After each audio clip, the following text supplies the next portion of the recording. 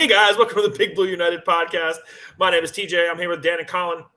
We are here to talk, I think, day 2, day 3 draft picks today. Although the third round is the second round is also day 2. So third round and beyond. I don't want to get confuse anybody is more than I'm confused myself.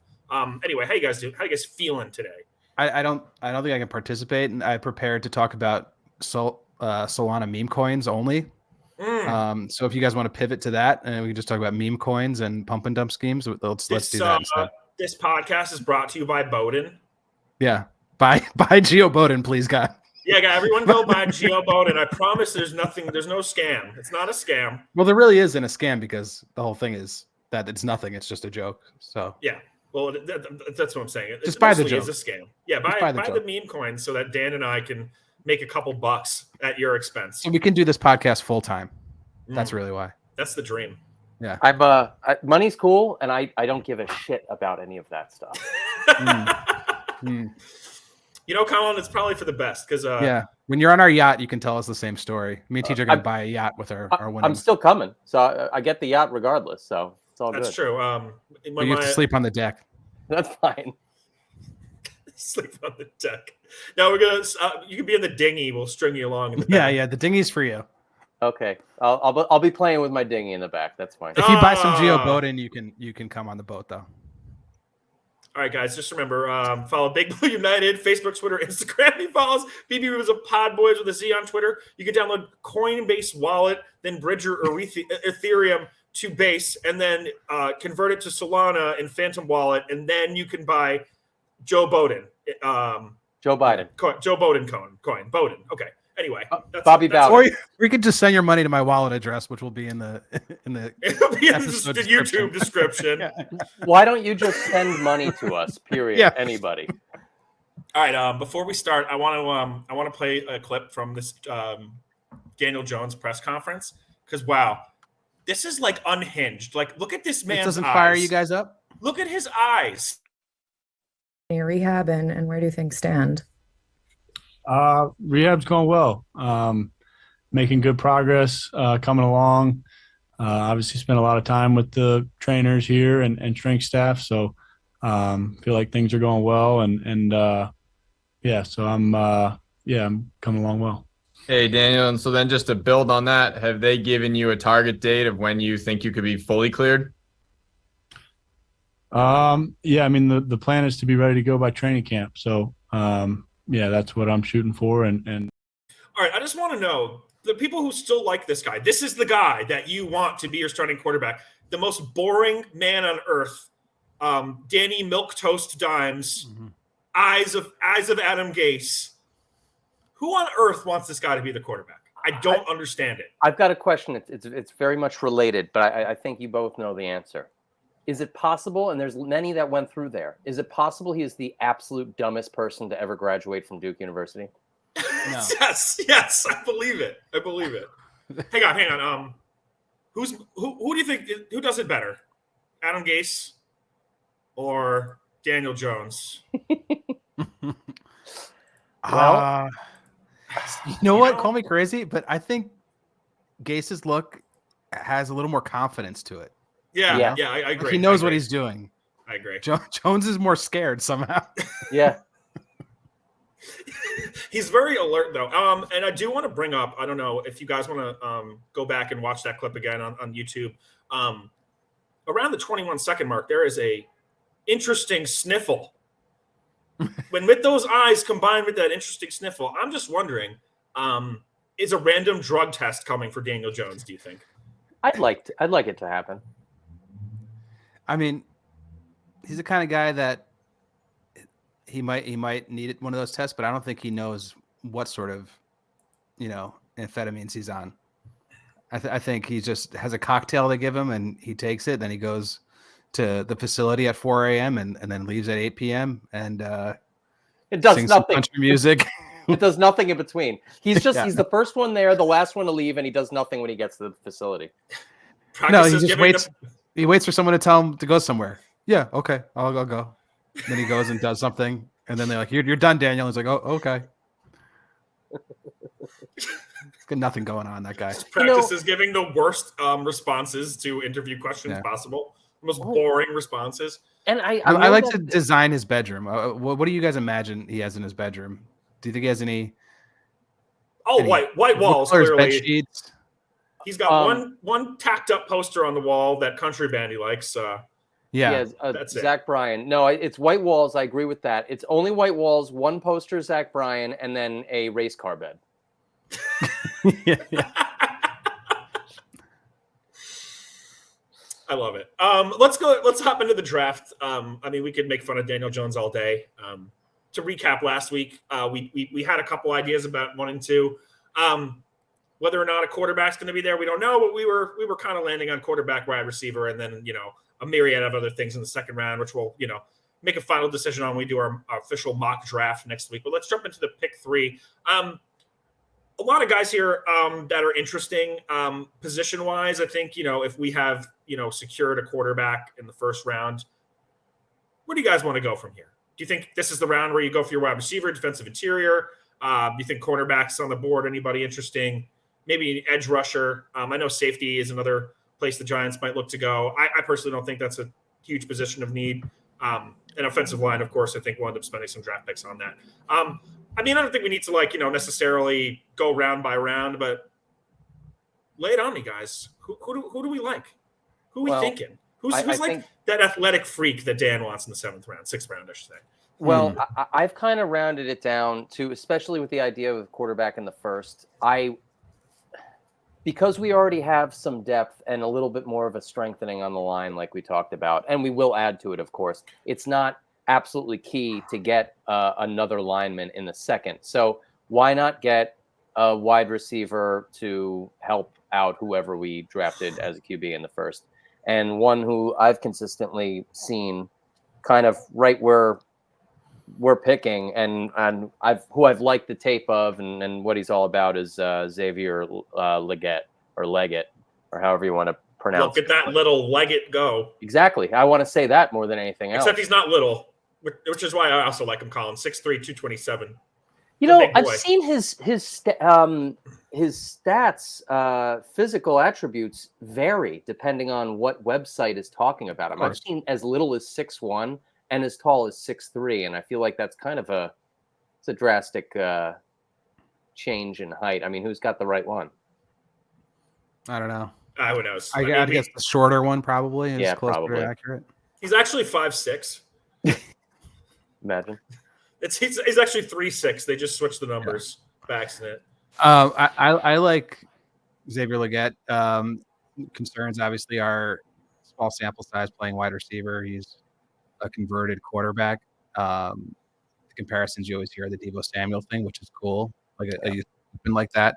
I do think we might need a receiver with more route running polish to pair with who we already have, which is, we're thinking about our wide receiver core. I'm mainly thinking about Jalen Hyatt and Wan'Dale Robinson.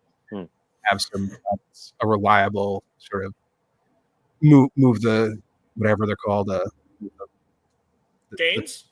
The sticks, move the sticks kind of guy. Yeah.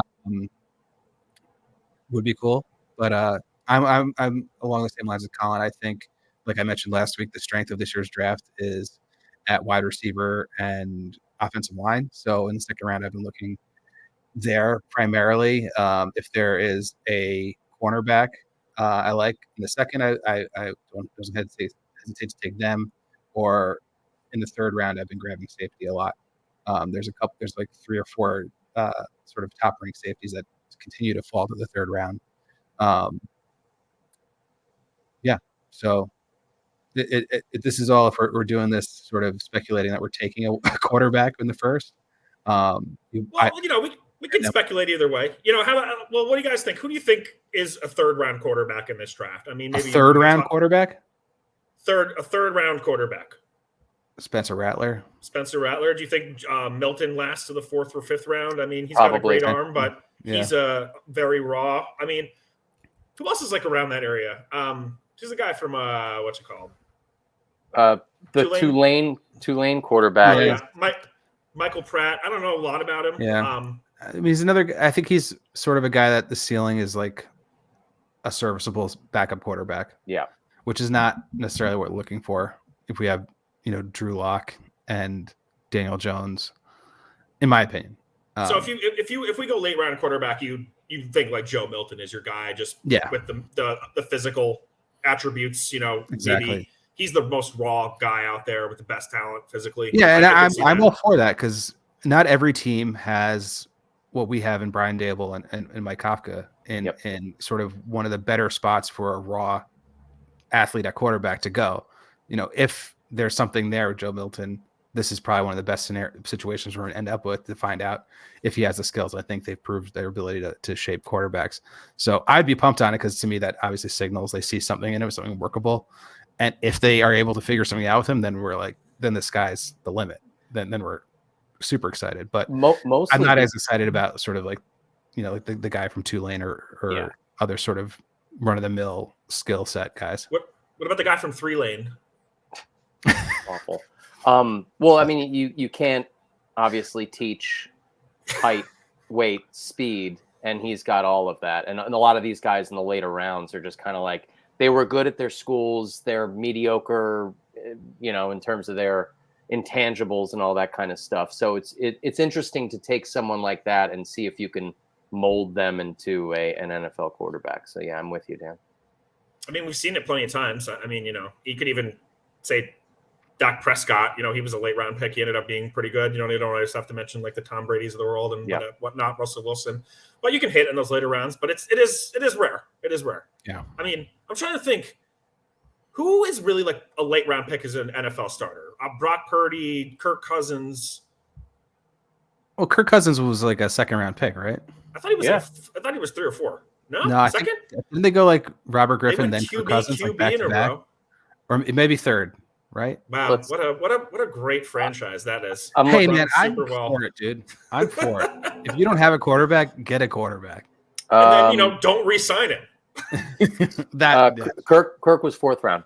Okay, round. That makes more sense to me. And I think he dropped though. I think it was like a value thing. Like how this guy dropped, but yeah, that's. I mean, yeah, but we'll see. I also, I think I'm leaning heavily to hopefully trading up or hoping someone falls to 6 in the first round, QB wise. They draft Michael Penix in the 2nd, then Joe Milton in the 4th, and just kick off Daniel Jones and Tommy DeVito. Just kick him off the team. No, Tommy DeVito. They made a whole rule for Tommy DeVito so he can be on the roster. Yeah. In terms of other guys, I like 3rd round, 4th round. I think defensive tackle is a huge thing that nobody's talking about. Yeah. I mean, we really need somebody. I like Devondre Sweat. I know we mentioned him last week. He likes to drink and drive, so he might end up falling to this area of the draft. Another guy I really like from Clemson is one of my favorite names in the draft too is Rook or Hororo. Yeah. Clemson 6'4", 300 pounds. He's a big boy, and he's got some moves. He's more of like a power guy, so I think across from Dexter Lawrence, someone who could be, take up space, be a bull rusher type. Yeah. I think that's the cool thing to think about with looking for that second defensive tackle is you remember you're pairing him next to Dexter Lawrence, who's going to demand so much attention. So if you get a guy that's just like insanely strong and powerful, like he could have a huge impact just for even it being raw or like doesn't have a lot of tape, like just the exponential factor of being next to Dexter Lawrence is cool to put some of these like freaky dudes out next to him. Mm-hmm. I mean, and if Kayvon, really builds upon last season, you really have a nice pass rush. 3 guys up front that are like crazy good. And then plus, whoever you're adding in, if they can literally just take up space, take up blockers, they're going to open up opportunities for, your big money guys on the outside and inside. Agreed. Yeah. Yeah. I have a defensive tackle I've been taking with like one of the last picks in my mock drafts. I don't know if you guys seen him pop up, but Gabe Hall from Baylor. Yes. You're familiar? Just the descriptions I've read on him. 6'6", 291. He's got the raw athletic score of 9.25. And he plays like a sort of a 3-4 end, like the big end type position. Yeah. He's not overly anything, but they say he's got a ton of energy and hustles. And I don't know. I think like that could be an interesting piece, a rotational guy that you find that could rotate in immediately and find him in the 5th to 7th round. from what I read about him too, he sounds like another Chris Canty kind of character. So the size, right? Yeah, exactly. Yeah. Which like you can throw him anywhere on the line and he'll have an effect. He may not be a straight pass rusher, but he has a little bit of a flash of that, which is kind of cool. Yeah, exactly. Yeah, I mean, actually, defensive tackle in this draft is interesting. I don't think there's really anybody like a first round guy, really. Brandon Fisk, maybe the second.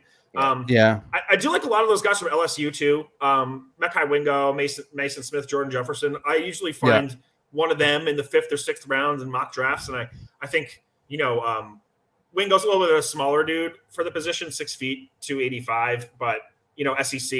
I think he's better player than where he'll be drafted, just in terms of what this draft has depth wise. So I mean, I think you can maybe, if you don't look at defensive interior early, there's still some guys later on that have had success that you can probably plug in as a day one starter. I mean, with this talent around him.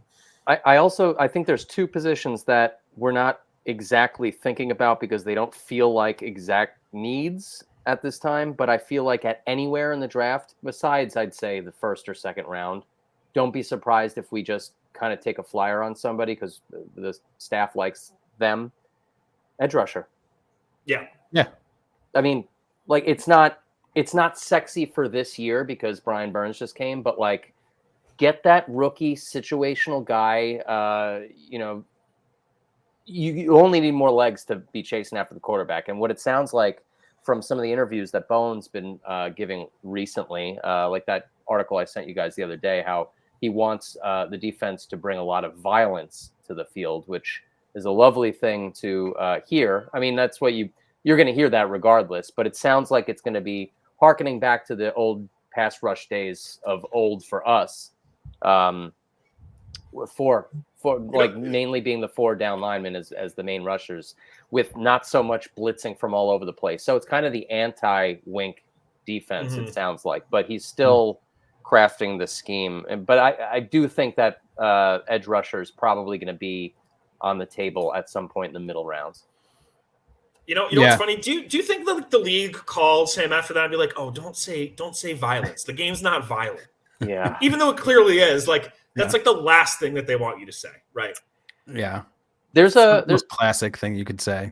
Yeah. There's a couple of mid-round edge rushers that are kind of interesting. I feel like the guy from Washington who has the specific Islander name, I can't even think of. Braylon Trice from Washington? No, he's got a specific Islander name, and I forget.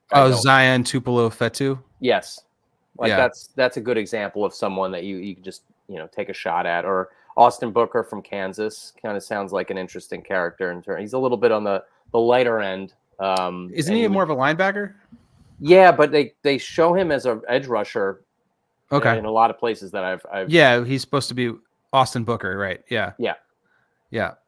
I'm with you, Colin. I think edge rusher this year is pretty thin. But there could be sort of like traits guys that you find. I don't know that there's anybody I would really be too psyched taking with the 2nd pick, considering how critical it is for this team. But of course. 3rd round and beyond. What if Chop Robinson is there? Do you pick him 2nd round? Who? Chop Robinson. I've seen him fall. Do you pick him 2nd round or? I guess I wouldn't be that upset with that. Yeah, right. But it's so hard, man. It's so hard. If we get a quarterback, my gut, like I'm gonna really want us to get either an offensive lineman or a wide receiver with the 2nd pick. Feel you. It's probably not logical at all, but that's just what I'd really like to happen. Yeah, I mean, in edge rushers, Chris Braswell from Alabama, I think is a guy who fits well in with what the Giants do on defense, just because he's an edge rusher from like a linebacker position. Sure. 250, 6'3", 4'6", 40. I mean, Alabama, so they have some better transition to the pro than some of the other schools, and it's a guy like in the 3rd round. Who else? Darius Robinson. He's a big dude. I think he might project more to be like an end. I don't know if he's going to fit well with the Giants scheme, but I do like how he's bigger, how big and fast he is.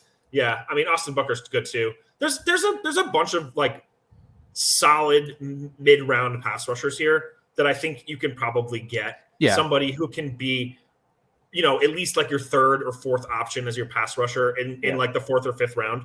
So whether or I not they think it'd be target guys that that- early, Yeah. I'm not, again, like you can't be against targeting edge rushers and cornerbacks like at any point.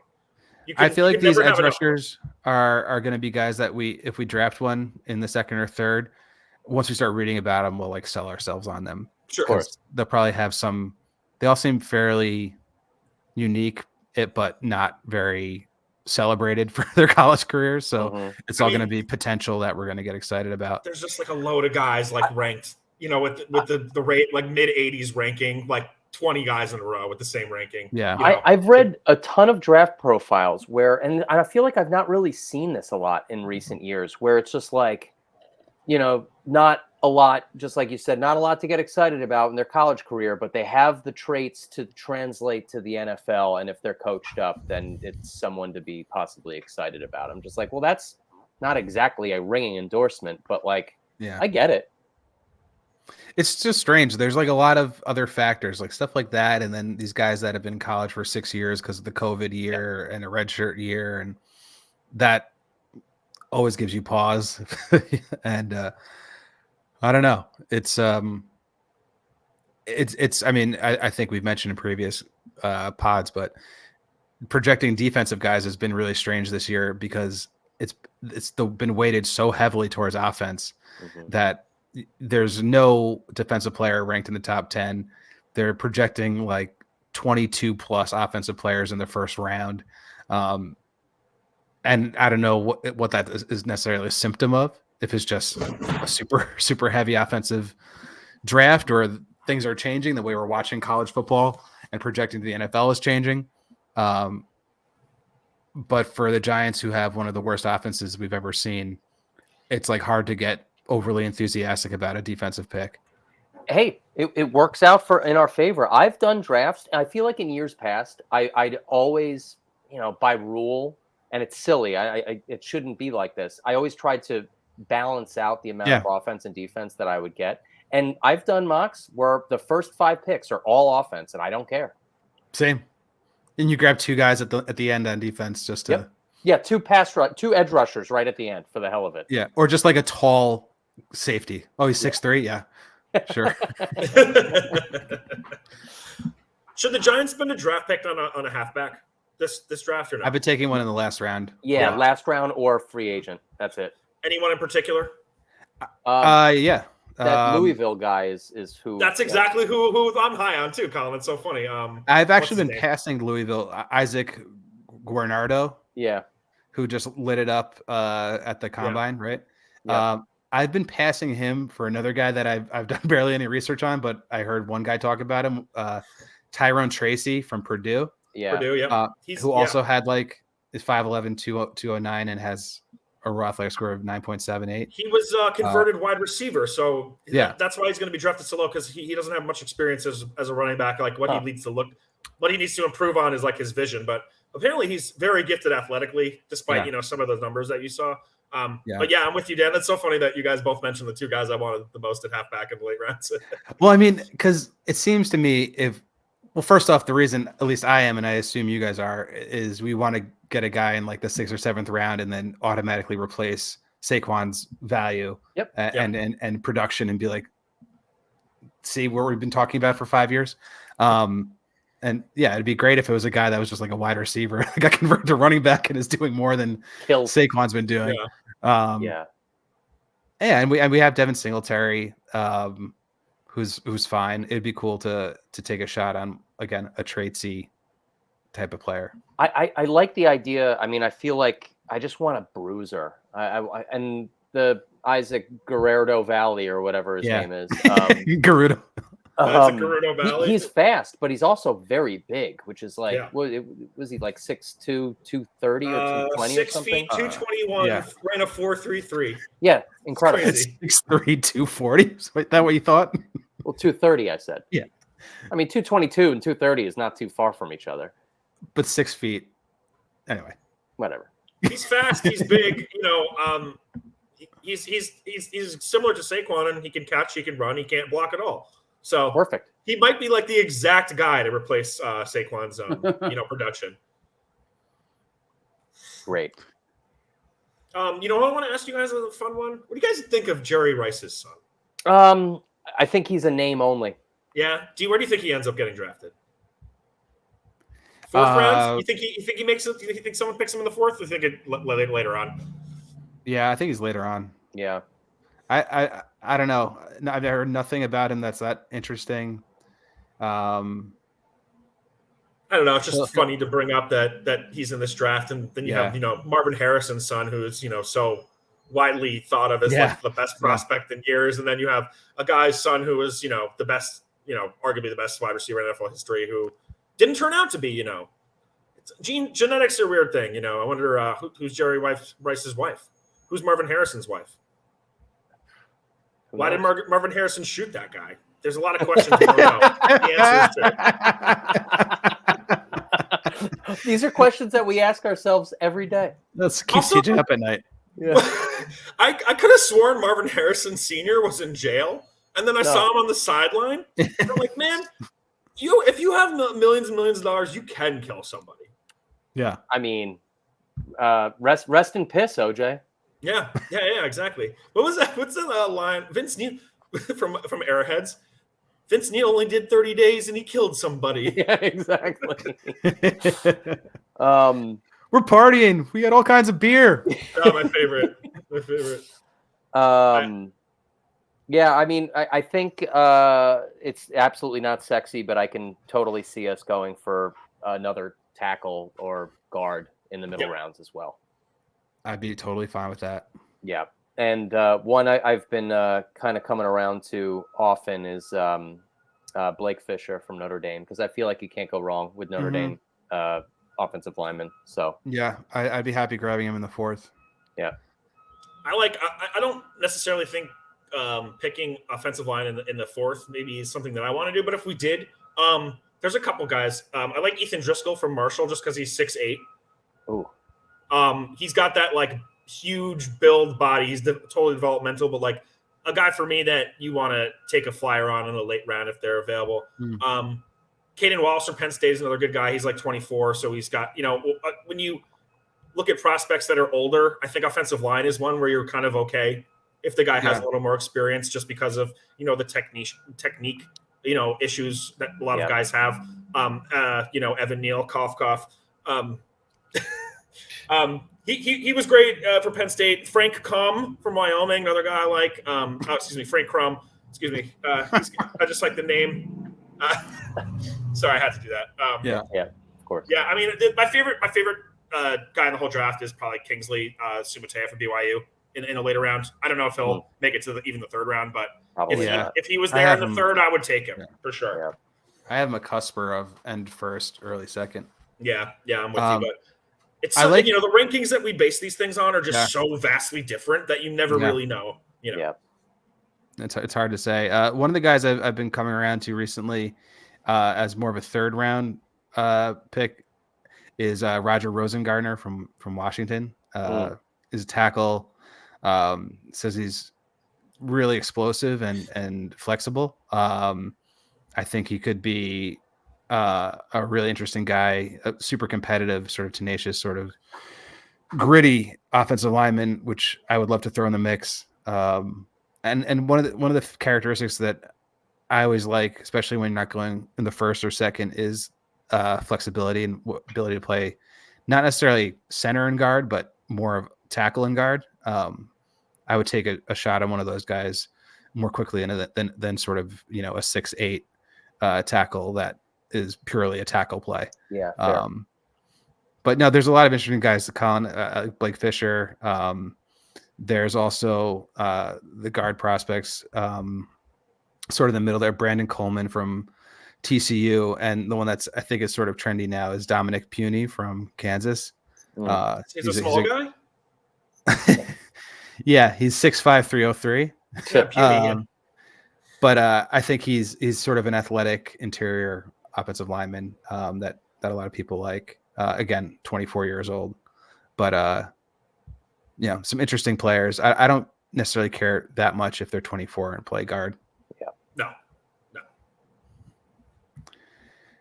But other interior linemen, I like Zach Zinter, Cooper Bebe are both two guys that have popped up in my mock drafts a lot. I think Zach Zinter is he West Virginia or Michigan? Michigan. Yeah. I just remember the colors. I get them confused every time too. Yeah. Two guys I could see with a mid-round pick. I think the Giants need more help on the interior line as time moves on. I don't think there's any real guard on this roster at the moment that is someone that I'm seeing playing for this team 4 or 5 years from now. So I think if they can find someone who could be, a stalwart on the line next to John Michael Schmitz and whoever ends up playing right tackle, Andrew Thomas and whatnot, that's a positive for me, especially if it's something we can get in the 3rd, 4th, 5th round. I want to ask you guys if there's any other, I know you guys are not big on the defense, but the Giants clearly need to get some defensive backs. So I know, Dan, you mentioned picking up some safeties later in the rounds, and any quarterbacks or safeties you guys like in these later rounds. Yeah. Go ahead, Colin. Go ahead, Dan. No, you. Age before beauty. Oh yeah. I was gonna say Evan Williams from Oregon just because his name is pretty sweet. So yeah. That's the kind of guy. Yeah. It's the kind of guy you take a shot at. Oh, hey. He's the kind of guy that they sing about in Daniel Jones' favorite music. Yeah. Is there anything about him that you like, or just the name? No, I just like the name. But I actually do want to talk about, and I brought him up before in the past, and I've actually looked into him a little bit further. But Elijah Jones from Boston College, he's seen as a cornerback, not a safety in this case. I feel like he would be a good addition. There's a lot of smaller defensive backs in the middle to late rounds, and he's one of the few guys that has a little bit of height. So I feel like he might have some versatility, and not someone who could start, day one on the other side of Banks, but it could be a developmental kind of situation. I mean, all the guys that we're going to be picking at this point are going to be developmental anyway. Yeah. It'll be interesting to see. I mean, Adoree hasn't been picked up yet, correct? No. I mean, hell, he might even come back cheap. He did not have a good year last year, but in terms of what's available, he is one of the better options. So. Yeah, I think we possibly could get our day one starter in late free agency, at least to kind of all right, let's see how this goes while we're getting everybody else who's younger up to speed. And again, with Elijah Jones, he went to Carmel Hayes High School, so he's a Manhattan Bronx guy. So it's kind of now. Sweet. Let me ask you a question about defensive back. What player do you think is like the most of a locker room guy, lunch pail guy, high motor in the defensive back room? Oh, easy. Wait, in the draft or in our in this draft and the defensive backs, who's got the highest motor? Mike Sanistro from Michigan. Oh, I thought it was DeJean. Oh, Cooper DeJean. Oh, yeah. Sorry. But actually, Mike Sanistro from Michigan is a guy I do like in the 4th or 5th round. He's a little bit shorter. His speed isn't fantastic, but he's got that adaptability, football IQ. Something I like is a smart quarterback. If you think about guys who like Ed Reed, who are, one of my favorite players of all time, was physically gifted, but way smarter than he was physically gifted. That's really what made the difference for him. He probably was, actually. That's an interesting point. I mean, he was a physical freak, but even when he got older, he was ripping it up, and that was his brain that was doing that more than anything else. Dude was what the best Ed Reed story is when he tricked Peyton Manning by doing the wrong coverage and then picked him off. Yeah, you remember that story? That's it's great. Oh man, missed that guy. Yeah. Another guy like from Gers, of course. We always support the Gers. Max Melton. Yeah, he'll be earlier though. I think he could be in 3rd round. I think he might be in 2nd. Yeah, I've been taking him in the 2nd. I've seen him drop to 3 or 4, honestly. But like again, we said, I mean, the rankings are so vastly weird at this point. You really can't. That's why it's hard to pinpoint 4th, 5th, 6th round. Those things change up to the last minute. I feel like of the draft. Yeah, I like Max Melton as well. I like. Anyone look at Kalen Carson from Wake Forest? Yes. I think he might be a nice pick in the 3rd. And then We mentioned Mike Sandstrom, but safeties, there's sort of like a grouping here that I'm pretty interested in. And it's Cole Bishop from Utah, Jaden Hicks from Washington State, Javon Bullard from Georgia, and Kalen Bullock from USC. I think I like Jaden Hicks from Washington State. He's 6'1", 211, and he is just super productive in college, really good athlete, good on the ball and can blitz. Just seems like an impact player, and I wouldn't think he'd be. I think he could start immediately. Check him out. And the most interesting safety, not the most interesting, because there's that dude from Miami, right? That's like 6 feet tall, or like 6'6" or something. Another one I just found was the Oregon State safety, Kitten Oladapo, 6'2", 216. Kitane, Kitan. Yeah, it's a weird name. I was hoping his name was Kitten. Yeah, but they basically like say he's sort of like a freelancer, like a monster back, like we've been talking about. So it'd be cool to like have two of those guys on the field, do real like amoeba defense. There was a bunch of guys that I read that had very similar profiles to each other, where they were just like they were the natural leader and athletic leader of their respective defenses. So they're like they were the star of the defense, across the board, which is interesting, and not necessarily in the first or second round too. So that's kind of cool that they're dropping a little bit like that. Agreed. Another thing I like in this draft, there's two cornerbacks. One is 6'4", one is 6'3". Kyrie Jackson from Oregon, 6'4". Cam Hart from Notre Dame, 6'3". I mean, have you ever seen a cornerback who's 6'4"? I don't know how that works. He runs a 4.5 40. You probably don't have the agility to move around, but it's just like interesting if you did. I don't know too much about these guys. I just kind of look at their physical metrics and it's just sort of intriguing to me. Just to have someone that tall playing on your defense in the back end. They're almost inevitably going to be converted to safety. Yeah, you'd think so, right? Yeah. Yeah, ability to change direction is stiff. Shocking. And 6'4" for cornerback. Surprising. Anything else you guys want to touch on? I mean, I think we ran down the gambit of positions we liked. I mean, is there any, are we going to get it? What? What are you laughing at me? Your sound is very, you might have to unplug and plug back in real quick. Yeah. Am I Muted? Oh, but yeah. No. Unmute yourself. Was it the Mickey Mouse thing again? Yes, it was. It was like Terror Robot. I can't wait to hear it because I've never actually heard it. But every time we start, Colin's always like, "You sound like Mickey Mouse." It's great. Or Kermit the Frog, person. Mm-hmm. So what the question was? Is there anyone else interesting we should shout out? Yeah, I don't know. I think I mentioned most of the guys that I liked. There's one guy. The wide receiver from Alabama, Jermaine Burton. Yeah. I keep hearing more and more about him. I think he's sort of not like the most likable guy, but he's got elite speed. He basically plays the position really, really well. And he might be a little lean, but there's like a huge upside to him. So that's someone that might be there in the fourth round. That could be a guy that gets unlocked in a good situation. But why is he unlikable? I think he's like a jerk. I mean, like in the locker room. Oh, that's not great. I don't know from that's verified, but whatever scout or reporter or I was listening to, they said he's like diva-ish. But they said like what he does in the field when he chooses to try, like he could be like a much more highly coveted prospect. He's got all the tools and the ability. He just turns it on and off, Okay.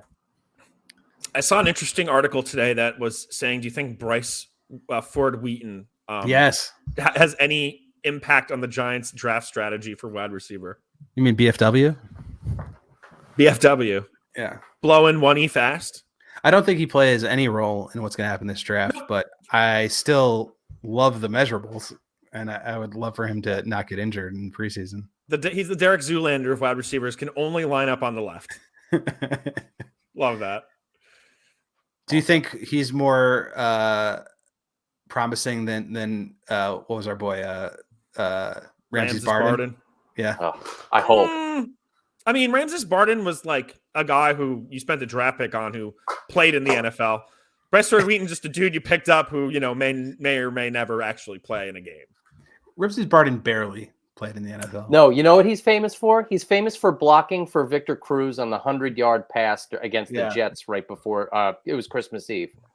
I was at that game. Yep, me too. So were you. Ramses Barden, 38 years old, January 1st, 1986. Great year. Let's see. I'm trying to find out his career stats here. He's a handsome fellow. Let's see. 29 receptions, 394 yards, no touchdowns in 4 seasons. Woof. That's bad. I mean, he had 1 reception his rookie year. That's more than BWF. I want to keep saying BFW. Yeah. Bryce I don't know. BFW. Yeah.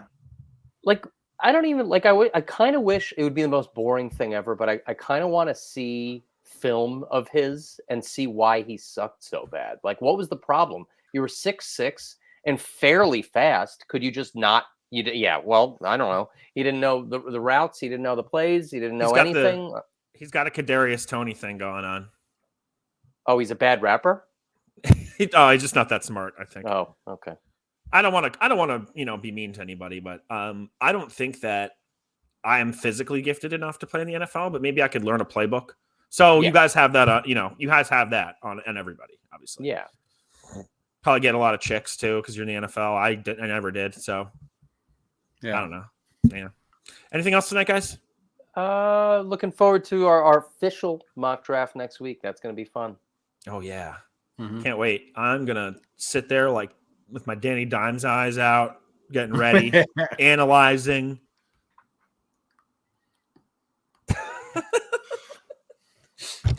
All right, keep your eyes open, guys, for our keep your eyes open for our annual mock draft coming next week. That's the one that you'll want to watch on YouTube, and I will get that YouTube up immediately next week, as well as this week, because I'm trying to do a little better on the YouTube aspect. So if you guys do like watching us instead of listening to us, expect a little bit more content on the YouTubes. Yes. Unity, baby. Yeah. All right. See you guys next week. Sayonara.